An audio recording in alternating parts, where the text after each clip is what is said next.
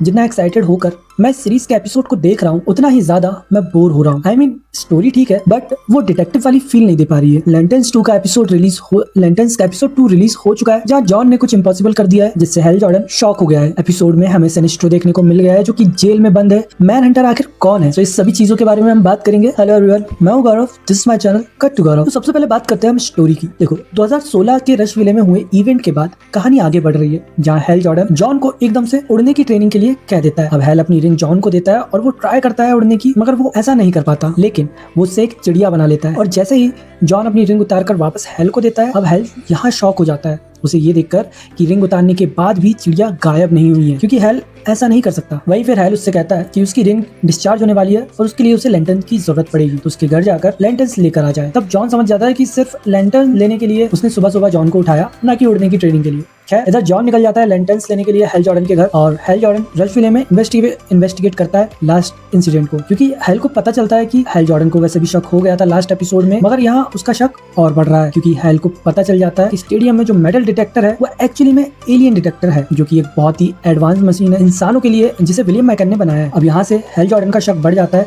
क्योंकि उसे पता है कि विलियम को पहले से पता था एलियंस के बारे में। उसका शक थोड़ा बढ़ जाता है विलियम मैकन को लेकर। वही वो शेरिफ कैरी के साथ विलियम के घर जाता है, उससे पूछता भी है लेकिन गोली चला देता है। लेकिन वहाँ विलियम घुसपैठ होने के मामले में हेल जॉर्डन पर गोली चला देता है। फिर शेरिफ कैरी उसे लेके हॉस्पिटल पहुंचती है। जब हेल को होश आता है तो उससे सिनेस्ट्रो के बारे में पूछती है, क्योंकि जब हेल जॉर्डन बेहोश था या बेहोशी की हालत में सिनेस्ट्रो का नाम ले रहा था। अब ये सिनेस्ट्रो कौन है, इसके लिए तुम ये वाली ग्रीन लैंटर्न देख सकते हो, लेकिन अपने रिस्क पर। खैर इसके लिए मैं एक अलग से वीडियो ला दूंगा। अब बात करते हैं जॉन की। तो जॉन पहुंच चुका है हेल के घर में, जहाँ वो फाइंड आउट करता है और एक पॉकेट डायमेंशन को और उसके पेट को भी, जो कि एक एलियन पौधा है। फिर वो लैंटर्न्स को लेके आ ही रहा होता है कि कुछ लोग उसे किडनैप कर लेते हैं, और ये लोग कोई और नहीं बल्कि एलियंस होते हैं। और ये एंटेंस के लोग हैं जो बताते हैं मैन हंटर के बारे में कि कैसे एक मैन हंटर ने उनकी ऑलमोस्ट पूरी सिविलाइजेशन को बर्बाद ही कर दिया था। और वो भागकर आ जाता है अर्थ पर, जो कि रश विले में है, और उसे ही प्रोटेक्ट कर रहे हैं ग्रीन लैंटर्न कॉर्प्स, जिसके बारे में हेल जॉर्डन जानता है। और ऐसा इसलिए क्योंकि जिस एलियन ने उसे ये रिंग दी थी उस एलियन के साथ मैन हंटर भी अर्थ पर आया था। जॉन को 48 घंटे का समय देते हैं ताकि वो मैन हंटर को ढूंढ सके, और अगर ऐसा नहीं हुआ तो आधे नेब्रास्का को वो लोग बर्बाद कर देंगे। अब जॉन पहुंचता है कैफे में, जहाँ वो दोबारा मिलता है विलियम की वाइफ से, जो उसे बता रही है आखिर क्यों वो विलियम के साथ है। फिर वो उसे उसके मोटेल पर ड्रॉप कर देती है। अब मोटेल पर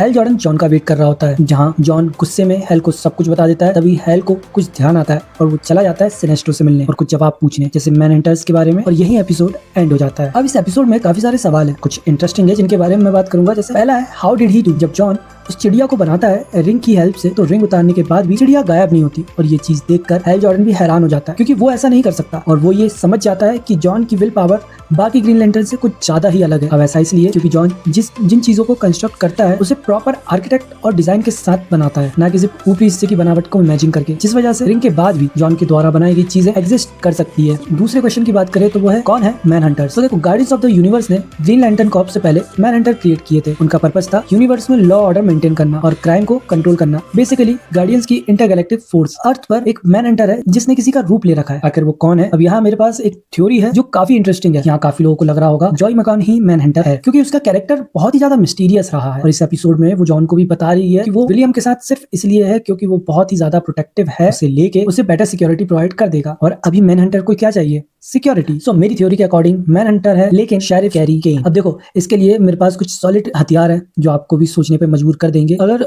एपिसोड 1 के क्लू की बात करें जो कि एपिसोड 2 में भी कनेक्ट कर रही है, तो शेरिफ कैरी केन का मैन हंटर होना एक इंटरेस्टिंग पॉसिबिलिटी बन जाती है। एपिसोड 1 में कैरी का कैरेक्टर हमेशा इन्वेस्टिगेट के सेंटर के पास रहता है, लेकिन खुद सस्पिशन से बाहर रहता है, और यही मैन हंटर के लिए परफेक्ट सिचुएशन होगी, क्योंकि अगर कोई सिंथेटिक बीइंग ह्यूमन आइडेंटिटी में हाइड करना चाहे तो शेरिफ से बेटर डिस्गाइज क्या हो सकता है। कैरी के पास टाउन के क्राइम सीन, एविडेंस, लोगों की इन्फॉर्मेशन तक का डायरेक्ट एक्सेस है। इसका मतलब अगर मैन हंटर कोई एविडेंस डिस्ट्रॉय या मैनिपुलेट करना चाहे तो उसके पास परफेक्ट अपॉर्चुनिटी होगी। अब देखो एपिसोड 2 में मैन हंटर मिस्ट्री एंटर होती है। हमें पता चलता है मैन हंटर ह्यूमन फॉर्म में हाइड कर सकते हैं, और ओरेंटान के लोग स्पेशली उसी को ढूंढ रहे हैं। यही कैरी का मिस्टीरियस पास्ट इंपॉर्टेंट हो जाता है, क्योंकि जब हेल जॉर्डन उससे पूछता है कि तुम आखिर कहां से हो, तो बताती है कि वो गॉथम से है, लेकिन वो अपने पास्ट के बारे में ज्यादा इन्फॉर्मेशन नहीं देती। और विलियम की एलियन टेक्नोलॉजी के बारे में भी उसे पहले से पता होता है, और यही सब कैरेक्टर को सस्पिशियस बना देता है। तो ये मेरी थ्योरी थी मैन हंटर को लेकर, कैरी केन के कैरेक्टर को लेकर, जिस पर किसी का ध्यान नहीं जा रहा। डेफिनेटली वो हो सकती है, आने वाले एपिसोड में हमें काफी सारी चीजें रिवील हो जाएगी। सो अभी देखते हैं क्या होता है इस सीजन में। बाकी अगर आपकी वीडियो पसंद आई हो तो आप चैनल को लाइक, सब्सक्राइब जो करना है कर सकते हैं,